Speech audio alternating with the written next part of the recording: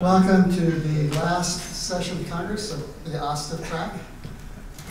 How many have not heard my speech on OSTIV? Oh, crap. I was going to put it in so sick of this. I was going to do it anyway. I'll join after meeting. I'm going to join after meeting. Promise? Promise. Go now, we'll wait for you. OSTIV, International Organization for the Science and Technology of Soaring. It's a organization that's affiliated with FAI to, what's the word, Rich? Support rules and things. Annoy. For gliding. There are three panels. There's the technical panel, the meteorological panel. John Bird's co-chair of the meteorological panel, and the safety and training. Rich is the head of that, I think. Is that right? Co-chair. Co-chair. Nobody will do it themselves except me. Anyway, so I welcome you all.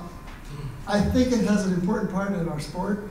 I think if you're in this room, you're doing one of those three things: technology, training and safety, or meteorology. So join OSTIV. It's cheap. Technical soaring comes out online 4 times a year.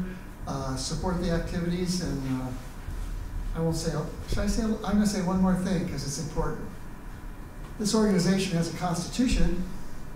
It's pretty neat. In the constitution, it says we will have a Congress concurrent with World Championships whenever there's a World Championship. And the Congress site has to be as close to the site of the competition as possible. Does anybody belong to an organization that has a constitution as cool as that? And you think about it. I've been at things where, somebody will come in the middle of, like Dave's speech and say, the gliders are coming in, and somebody will stop, and we all go out and watch the gliders land and all that, and then we come back in and he finishes. That's pretty neat. So the idea is to keep this organization really connected with the sport, and I think we try to do that. So with that, it's a great pleasure to introduce Dave Nadler, who I had to break his arm to come and give this talk. He said, I give this talk about electric motor gliders and nothing changes. They don't get safer and more reliable and nobody listens. I said, I don't think that's true, but let's see. So I will say who I talked to, a manufacturer. I said, does this crap he says have any influence on what you do? And he said, oh yeah. But the interesting thing from the manufacturer, he said, we're not going to do it because Dave tells us to do it. We're going to do it because our customers tell us to do it. And Dave's talking to the customers. So with that, I introduced him. This is a good talk, and I hope you all don't sell your motor gliders when we stop. Thanks, Mark. So, a few things. How many people did not see my 2020 motor gliders reliability and safety presentation? A couple, all right. So a lot of this stuff refers to that. I would strongly encourage you, so I apologize if some of this is a little bit referring, but I'm not going to do that whole presentation over again. Repetition is the way people learn. Yeah, well, that's why it's on YouTube. You can watch it twice. So a little bit about me, because, and the reason for that is it informs my point of view of life and why, it's okay, why I do what I do. So I've been flying gliders now since 1974. I'll go through 5,000 hours in gliders this year, about half of that in motor gliders, a few 100,000 miles cross country, miles, kilometers anyway, maybe not miles. And I've been in the engineering business for a very long time. I'm really, really old. I started, my first commercial engineering job was in 1973, and I'm still doing it, so more than 50 years. So I've seen a number of problems in the way things get done, not just what's get done, repeated over and over and over and over and over again over 50 years. A lot of my career is in producing stuff, designing products, but another important part of my career has been sorting out projects that are off the rails.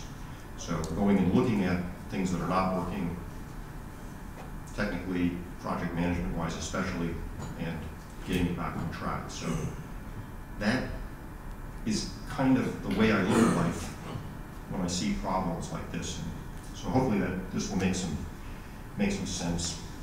So I have to emphasize, is this okay? Okay. I have to emphasize, we're not here to throw stones. and I'm going to talk about stuff that may or may not embarrass one or more manufacturers, but that's not the point. We're here to learn from the mistakes and figure out how we try to avoid having a repetition in the future. So, please take this in the spirit in which it's intended. And, okay, so this is background. Again, if you haven't seen that presentation I did in 2020, please, I think you'll enjoy it, learn something, and I think it's important. As a consequence of that presentation, I got my arm twisted to join the OSTIV Sailplane Development Panel, and this talk is going to talk about my participation in that. And another thing to just remember when we look at this stuff is motor gliders are created by teeny tiny companies with very limited resources. The certification authorities also have very, very limited resources. And, that also impacts what we see in the world. Okay, updates. So I haven't, the 2020 presentation and recently still, I haven't really covered issues with the jet. I don't have good statistics. The good news is that there are a lot of improvements in reliability of these systems that are coming along with new revisions that are becoming available in the next year or so. The jet is an important thing because the drag when everything fails is really minimal.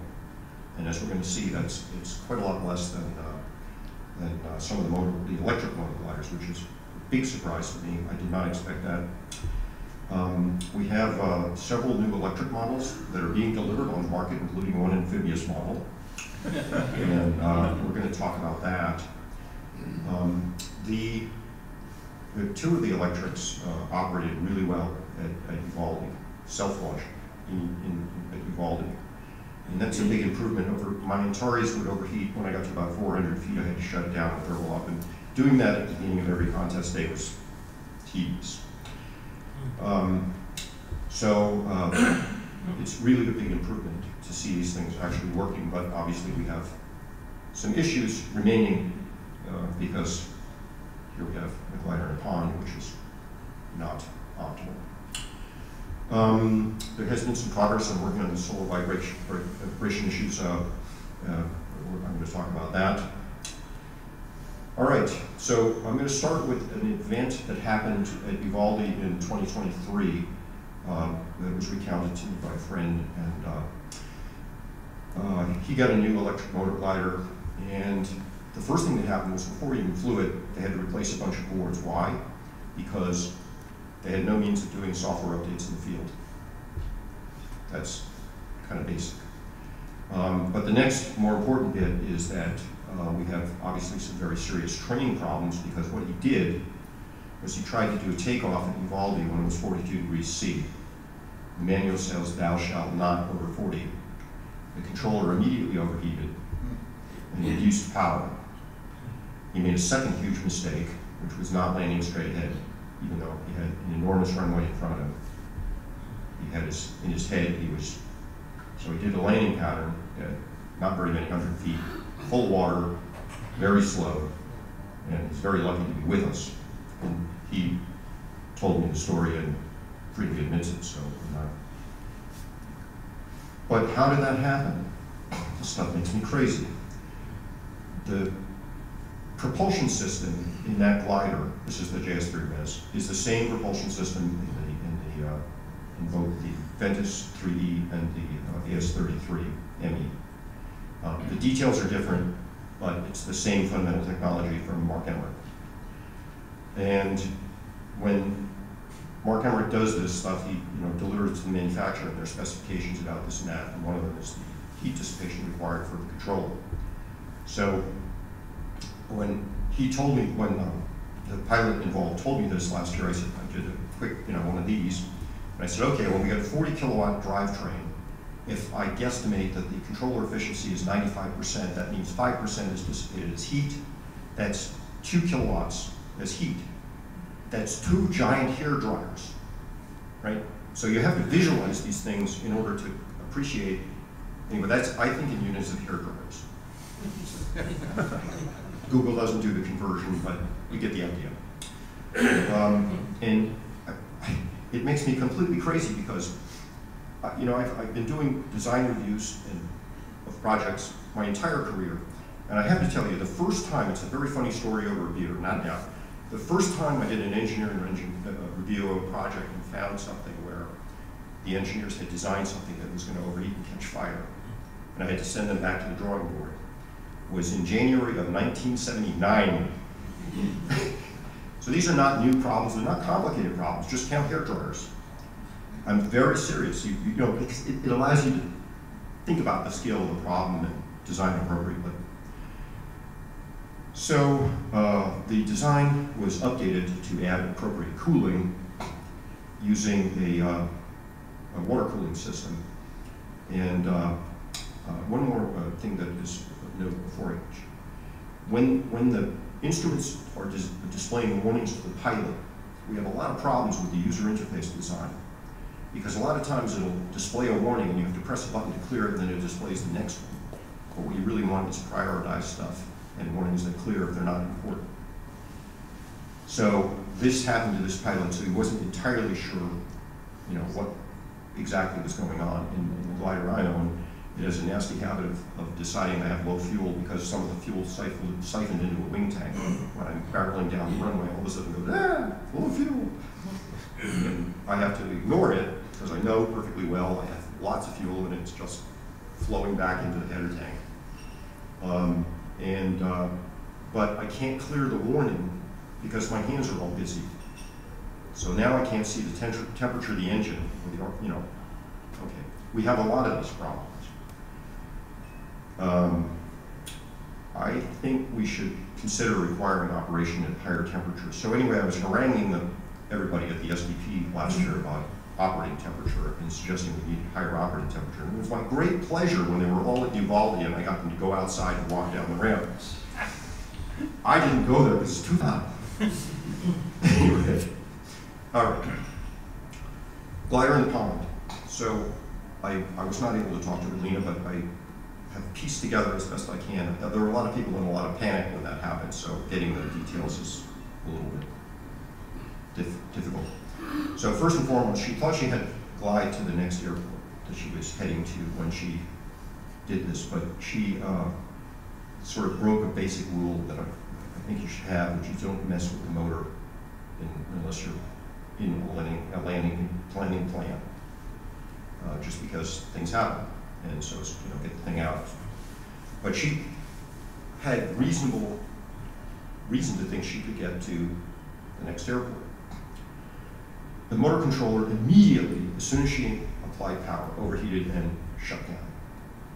The motor controller in an electric glider like this is used not just to drive the power system, but also to position the propeller, slow it down, position it vertical, and hold it vertical to retract. If the controller completely fails, not only can you not do that, but the prop can windmill.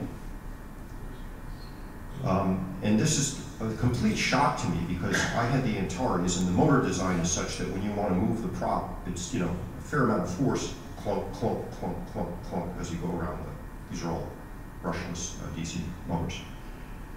But the design of the Imrex, what's the motor that they're using? I think is it Imrex? It's a little different, and it has almost, put your finger on one on the show floor, literally try it, and you can hardly feel the poles go by. So the thing immediately windmills, and the drag goes to, ta-da, plummet mode. So that's kind of unfortunate. She fussed with it for a while, and eventually I think what happened is she power cycled it, and then when it came up, she was able to, when it recycled the power, she was able to retract it. If you look at the picture of the pond, you'll see the motor is retracted. Obviously, she did not achieve the expected glide ratio because she did not get to an airport, she did not get to Uvalde, she got to a pond. Landing in that pond was pretty impressive. She got it down without too much damage, but kind of unfortunate to have just overflown an airport. But you have to think about the contributing factors and then, you know, what we do about some of this stuff. That glider was brand new, was delivered for her to fly at the Worlds, and she had no training and briefing on the motor control system. She got one of these, it's just electric, what could possibly go wrong? Just turn it on, turn this knob, you're good to go. And she's trying to prepare for the World Championship, so she doesn't have like a bunch of time to spend studying the manual. She perhaps could have done it beforehand, but didn't apparently happen. The other thing is, she's flying around thunderstorms, and there's rain and hail and lightning and sink, and it's blowing, and that can be a little distracting for those of us that have been there. So the stress level is through the roof. So decision making at this point is very, very difficult. And if you haven't trained and planned for the events, there's no chance under those conditions you can make it up on the fly successfully. Okay, why did the controller overheat? I had a long conversation with Ace, so everything I say is cleared for public discussion and hopefully accurate. As they had the first incident last summer, they knew that they had to fix the cooling problem because they had not arranged for adequate cooling, and they were having other cooling problems. It wasn't just Uvalde. So they added a water cooling system, and they used a closed system with an accumulator to deal with the expansion and contraction of the water. But there was no way for the pilot to inspect the amount of coolant in the system. And they suspect what happened is that things sprung a leak at some point, and it had no coolant in it. Because as soon it died immediately when she tried to apply power. So probably, no coolant. The upshot of that is that they are changing to a system with a reservoir and adding the pre-flight check of making sure the fluid level is appropriate in the reservoir. In the other gliders using the same controller system down on the show floor, you'll see that they have different approaches to cooling. In the Ventus, there's a water-cooled radiator in the base of the engine mast, which is for cooling the controller. In the Schleicher, there's a humongous heat sink in an area where there's good airflow. So those gliders successfully self-launched at Uvalde without cooling problems. So I think we're getting there. I think that's if you can do it, if you can deal with Uvalde, you're probably doing adequate cooling. Huge problem for design, certification, training, pilot manuals is that I had always assumed that the worst case is the engine is out and stopped, but it's not. The Antares didn't windmill. You could go thermal and fly cross country like that. If you didn't fly too fast, it would just sit whatever position it was at. But this series of motors will windmill. Therefore, the sink rate you have to plan for the worst case is with the prop windmill plummet motor. It's a pretty good sink rate. I talked to one guy who, during the test flying, experienced that, as these things happen. And it's pretty substantial, but it needs to be really clearly spelled out in manuals. What's the sink rate? What's the LRD? What are you going to counter if this happens? If you have a controller failure and the thing windmills, because that's the glide angle that you have to fly always to a safe location, which is interesting because again, I never saw that in all my years in the Antares because you can windmill. So a new problem to think about, and we have to do something about the certification criteria and the manuals and the pilot training to make this really clear. Let's see, is Holger here? No? This slide was really for Holger and Luca, neither of you. Oh well. So anyway, you saw this slide previously and it's kind of comical. So Luca bought that Antares I had, and the previous version of this slide showed 5 fires, of which I had 4. Well, there were a couple of things that were broken on that glider I never fixed, and Luca couldn't help himself but go after them. So he sent me 2 more pictures of burned components, and then somebody else sent me another one. So here we have now, 8, and my glider had 6 of them. So this is using people that are not really properly qualified to design stuff is really not okay. Okay, solo vibration. I'm not going to show the video because everybody's seen it. But I talked about this in the last talk, the second harmonic vibration causes all the damage and problems. So On-Track Technologies is like a separate organization from Yonkers. They do the engineering, and the way this is set up is they are designing it with the help from Solo. It will be licensed for production by Solo, and Solo will pay a royalty back to On-Track, who has to make their money back from this investment, and all the manufacturers, including Yonkers, get it for the same price. So that's very important because the economics otherwise make this kind of thing completely impossible. If stuff is not shared across manufacturers, it's just too expensive for the tiny volumes we're talking about. So the new bottom end for the thing is ongoing. The first revision is the one you saw in the video from Yonkers.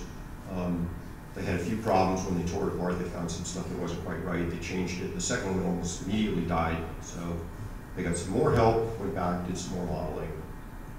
The third revision is the parts are being constructed now or immediately, and things should be running in test in January. Anybody that thinks this stuff is easy hasn't done it.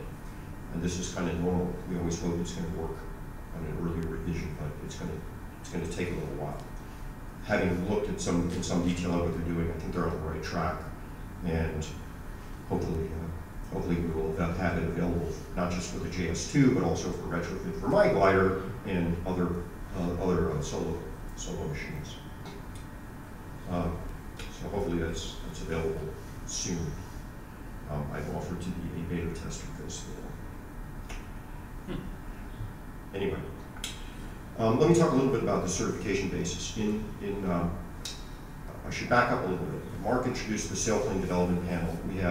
In the Sailplane Development Panel, we have people coming to these meetings from EASA, LBA, all the glider manufacturers, and like random people like me that have no idea where to go. And in this participation, it's back and forth with EASA, and I learn quite a lot. The first thing we know, a glider is not a power plant, and the meaning of this is that the certification requirements are considerably less. One thing that is not codified in the regulations but informs the way all the regulations have been written is there is a fundamental assumption that has been made that a motor failure is just like a cable break, whether on a winch or aero tip. And that subsequently informs the lack of regulation for some of the issues that we have. Again, this assumption was explained to me, but nobody could point to where it is in the regs. So this is from EASA. Obviously, if you have a high drag situation where when you have a failure, which is the case my glider, it's probably 5 knots down at Yellow Triangle if the engine's out and not running. As we see in the new electric motor gliders, if the controller fails, you have that same kind of sync plummet mode. So a lot of sync. That leads to huge pilot workload and stress. And another thing that is the assumption is incorrect for is handling. So you have, where is it? I'm lost.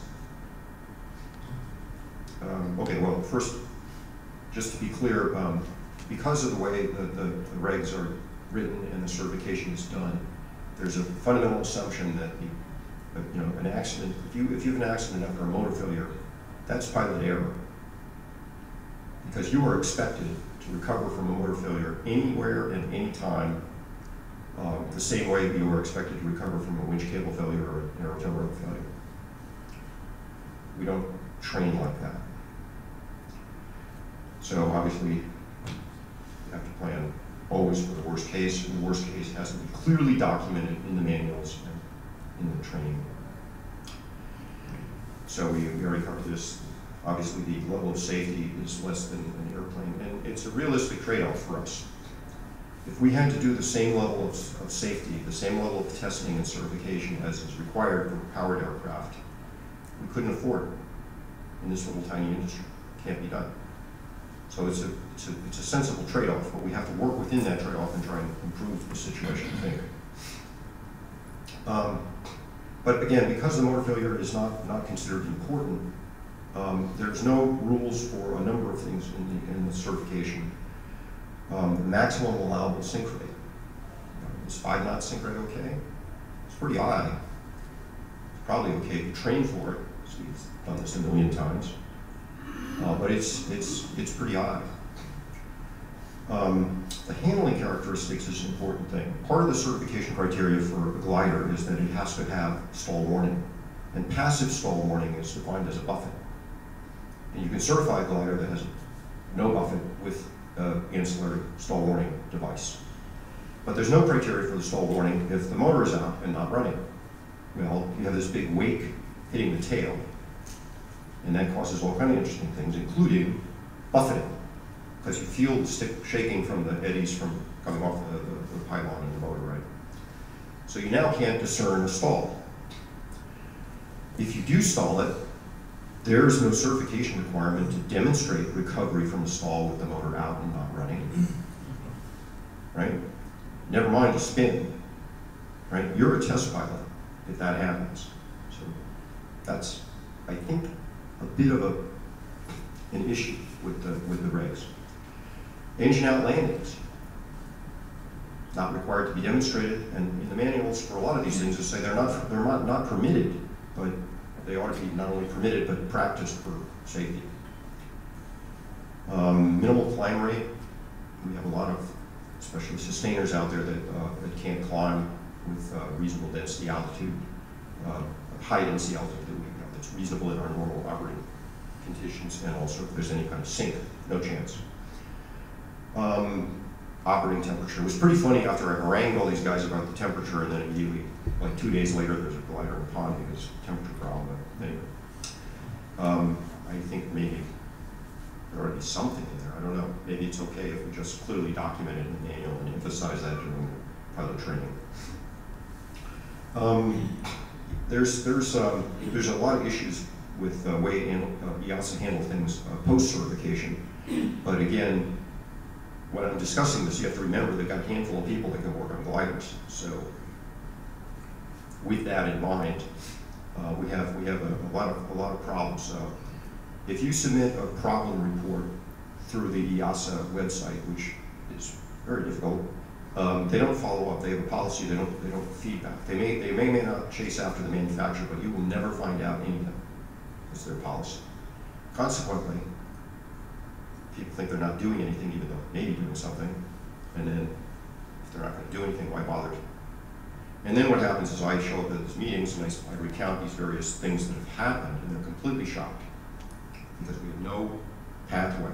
The manufacturers are responsible for determining what's important and reporting an important problem to EASA. Well, what's wrong with that picture? Okay.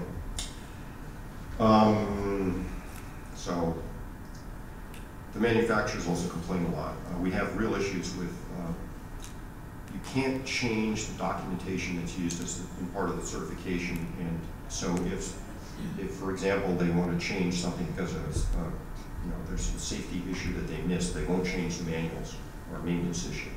So we don't have continually improved manuals. And we discovered that every 300 hours this is going to break, so at 250 hours please replace this. That is not happening. So update to the documentation and changes in general. For those of you that are almost as ignorant as me about the way this works, you have there's the type certificate for an aircraft, and there's the production authority for an organization.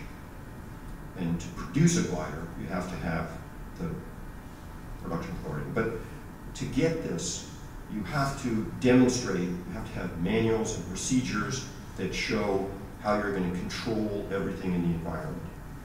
That's the manufacturing environment. So making sure the resin isn't expired. And I had an AD once that the rudder cables on my glider had to be checked because during the regular inspection process that's in this document, they discovered that the NICO press tool that was used to swage my rudder cables was out of spec.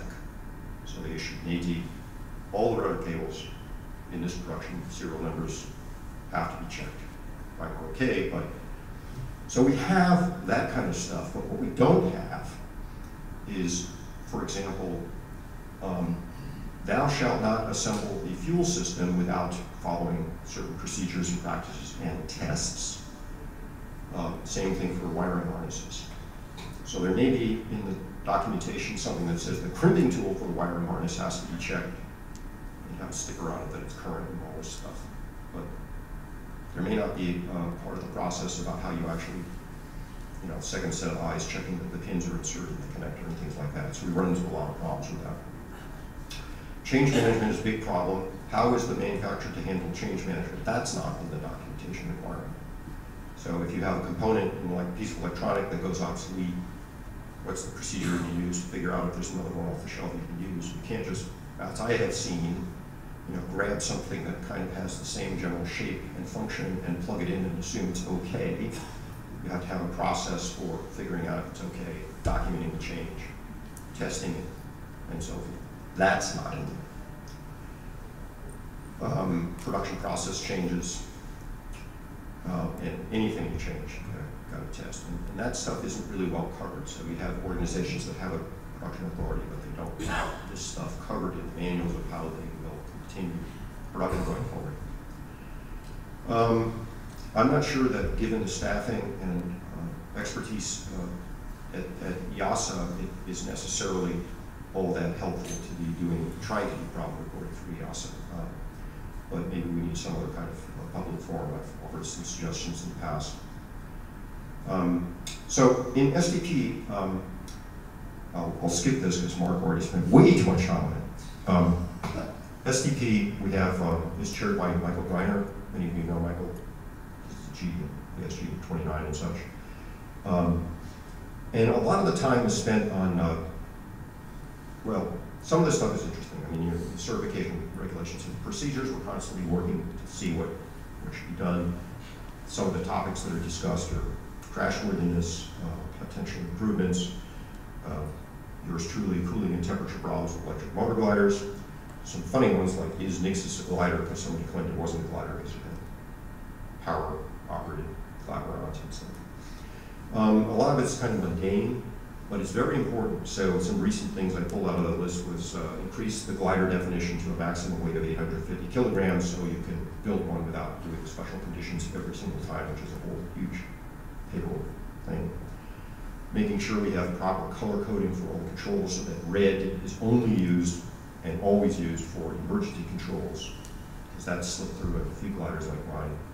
Rules for electric landing gear, what is the safety requirement for the backup process when the primary extension fails.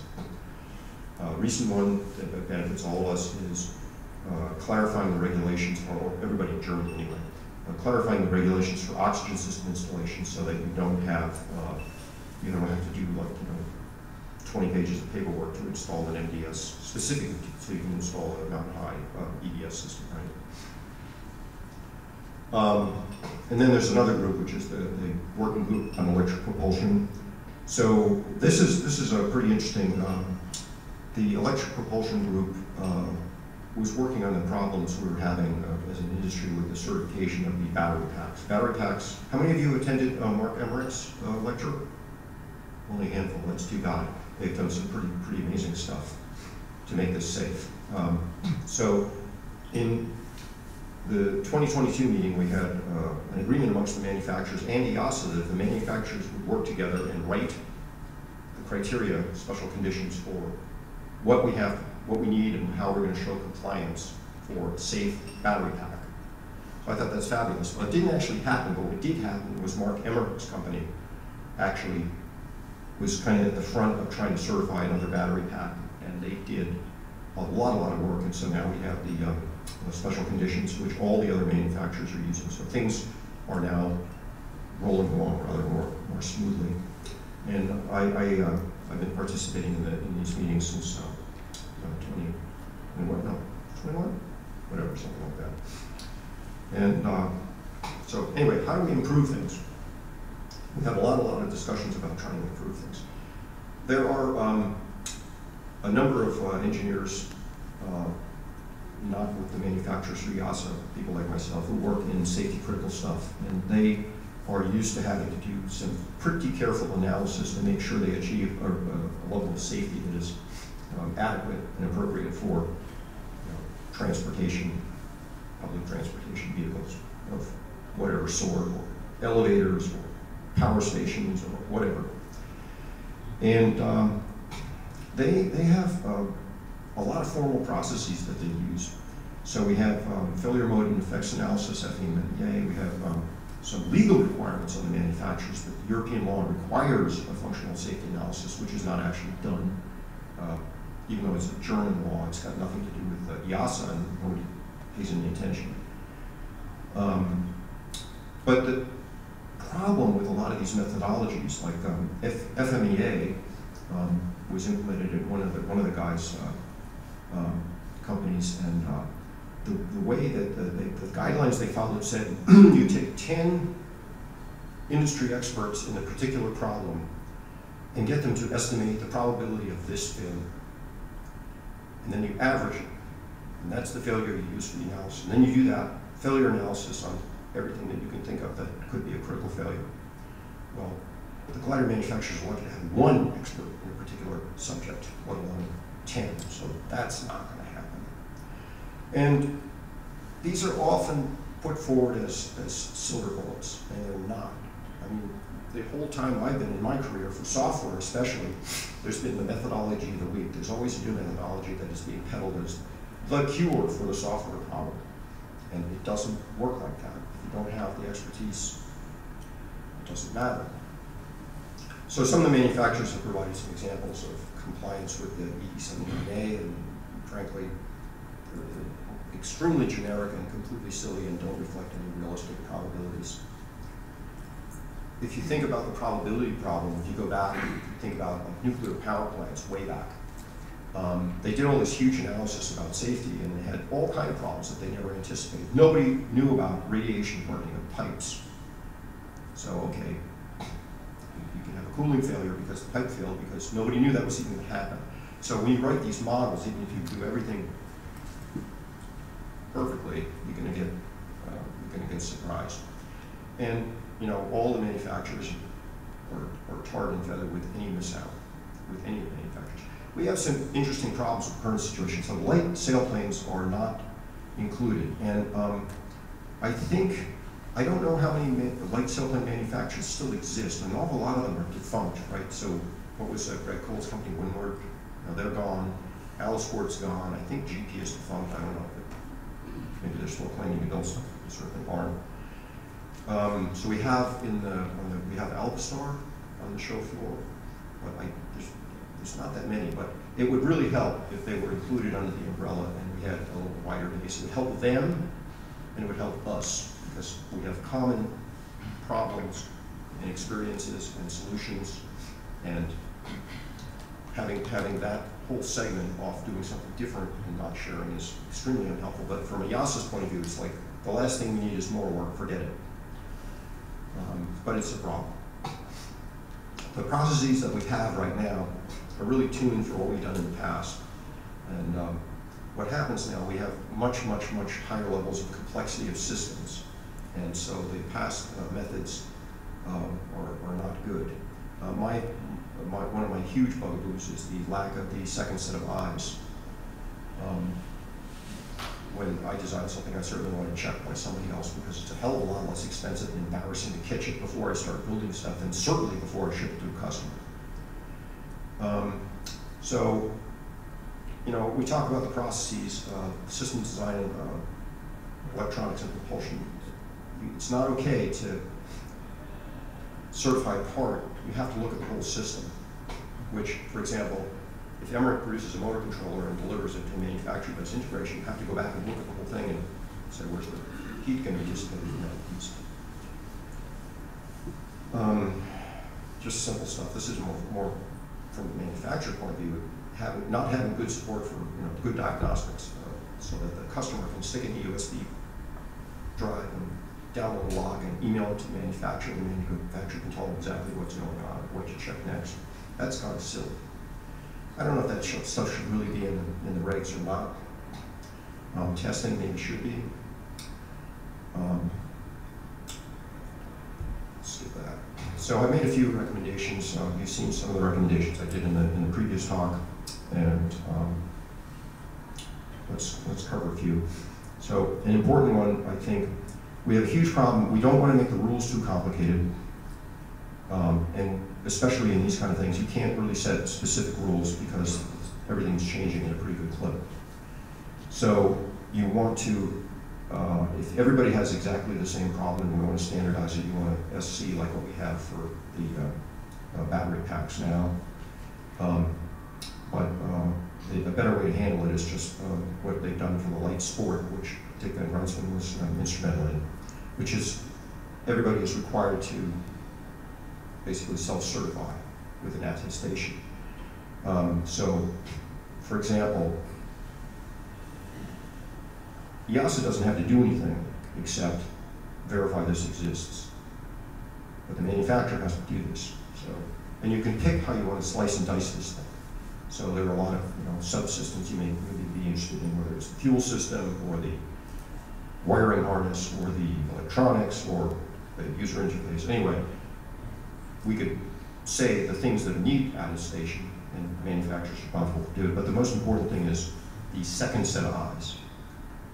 An external expert has reviewed this stuff and says, yeah, this looks good to go. And again, it makes me a bit crazy because the cost of not doing this is extraordinary. If you look at what happened with the 2023 overheat, let's work this through. If they had a set of eyes on this before they built anything, somebody would have said, wait a second, 2 hair dryers, I don't see adequate heat dissipation for 2 hair dryers. And they could have fixed the design before they built anything.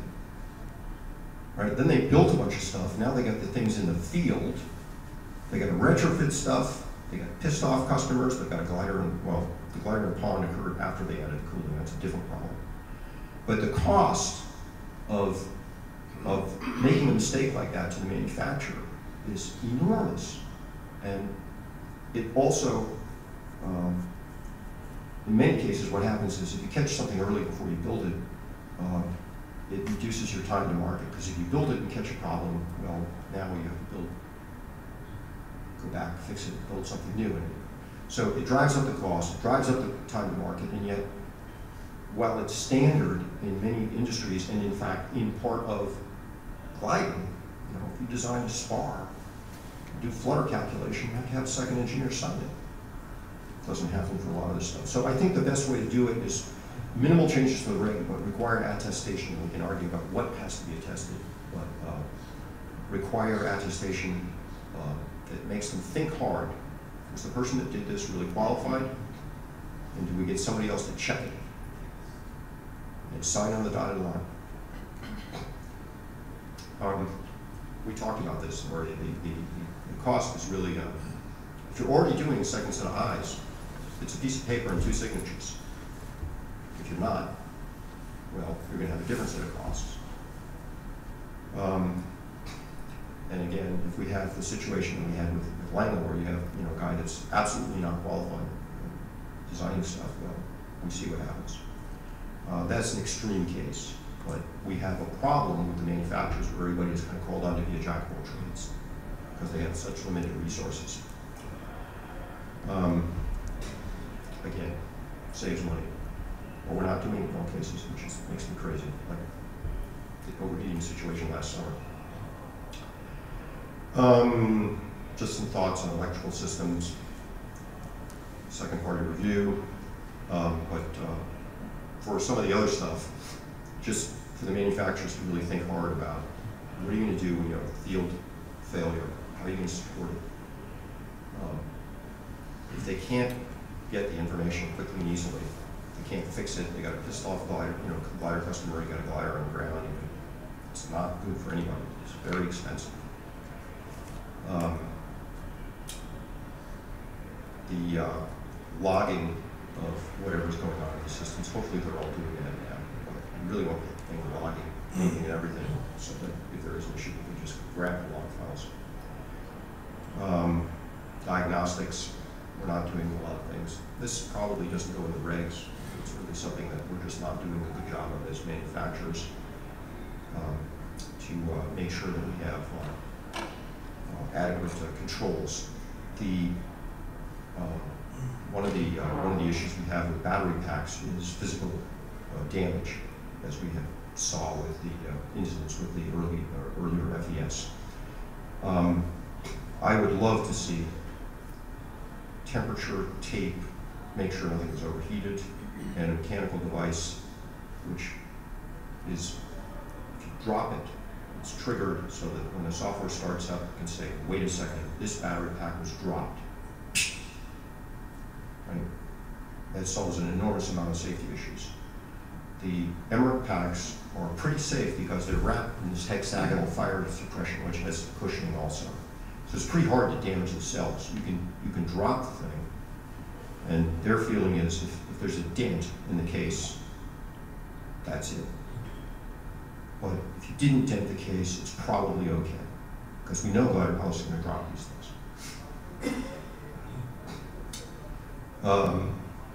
Electrical standards, unkeyed connectors are a bugaboo. People plug the wrong, if you can plug the connector into the wrong place and there's no label, which we see on a lot of the stuff, guess what's going to happen? Yeah, I talked about this already. Switches, we see a lot of inappropriate switches. In addition to micro switch failures, I see these like very beautiful, elegant little toggle switches on the panel. And if you hit that thing with your hand the wrong way, it just breaks off. Well, that causes a whole other, just basic stuff. So what would we add to the certification requirements? The simplest thing I can think of, attestation is important.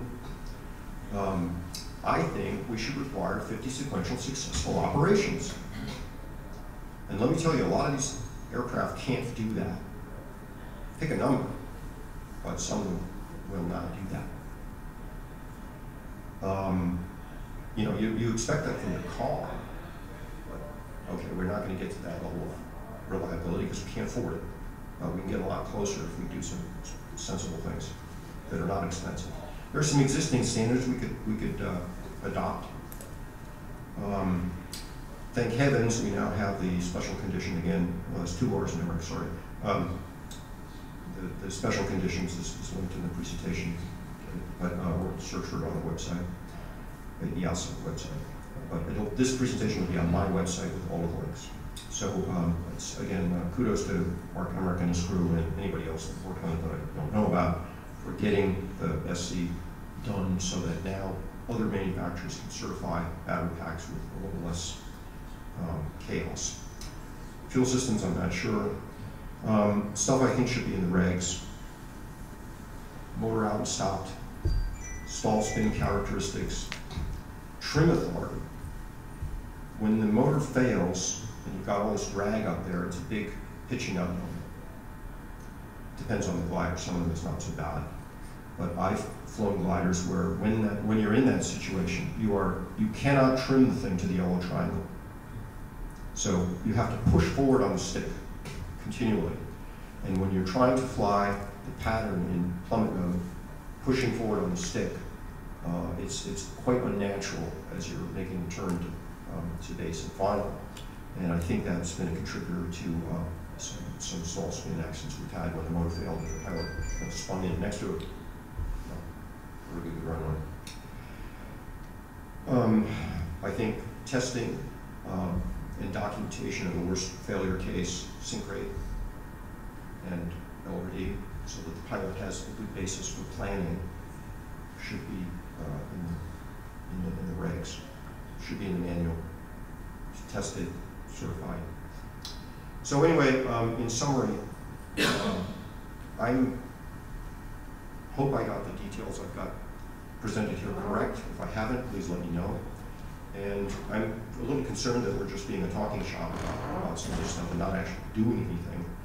And I'm very much interested if anybody has any suggestions about how we actually implement some of these ideas. And as Mark pointed out, what you can do as customers is don't forget to tell your manufacturer when you have a problem. You know, this is really, if it's a silly thing, that's normal, but if it's one of these systemic things, keep telling them this is not okay. We want better reliability. So anyway, thanks for your attention, and I'm open to suggestions of, I'd love suggestions about how to. In your view, the ECU heat problem, you said 95% is 2 hair dryers. Properly engineered, could it be half a hair dryer or 1 hair dryer? Or? You could do a fair bit better, I think, with silicon carbide, but you know, you're still dealing with a hair dryer. Yeah. So you know, you're going to really need some serious cooling. So don't take it casual. Next question. Steve. Dave, you mentioned that one of the occurrences was the lack of appropriate training. You said we don't train for that. Yep. Well, if you are buying a pylon or tactical glider and you train in a touring motor glider, that will be absolutely true. But if you come and train with me in the K21MI, you will experience in-flight stall with the engine extended and not running. You will fly an approach with the engine extended and not running. And you will fly an engine running simulated failure, low altitude, return with a 180. And you'll train to that standard until you're confident. Yeah, so I should have been clear. When I said we don't train for that, I mean, as a general community, we're not trained for that. You can get the training if you go look for it. And Steve D. Cards are available. No, it's not a joke. I mean, really, if you're thinking about getting a motor glider, go get the training, or from him or somebody. But you know, the reality is, you write a check, the manufacturer may or may not really provide much training. When I got my first motor glider, I went to the rep and I said, I've studied and studied, and I think I understand it. Why don't you drill me on this stuff before I go, you know, sign the book and I go fly this thing? He says, nah, it's okay. So just to comment, Dave, in conjunction with OSTIV, I now have a project with the University of Virginia, and I have 4 master's students looking at data analytics of how our engines are working, what the failure rate is in flight, and what the pilots are actually doing with their in-flight activities. I've informed Michael about this. Rolf is one of my co-chairs in managing this project, and I will know more next spring about what the data from IGC files are telling us about how we're using them and possibly how often they're failing in flight. Yeah, it's going to be hard to find the in-flight failures. I know, that's I'm not sure I get that those data, but. Yeah, okay, well, it's good to know that. And you're a professor at which school? No. No. Okay. You said you have. Jim Garrison is an emeritus professor at the University of Virginia. Any other questions? Colonel? I don't believe there's anybody here from the Surrey Safety Foundation. Right here. Rich Carlton is right there. Oh, Rich is here. Yes. Pay them $1,000 to send you a copy. You got the money, give them the money. And communicate with your cohorts in Europe. This is important stuff. That was a beautiful presentation. Thank you. Thank you very much for that. I'm glad Rich heard it. I think Rich is going to follow up on it, as in the best interest of the people who are involved and the best capabilities they have within their limits. Yeah. Thank you for that. Thank you, Bernard. I appreciate that very much.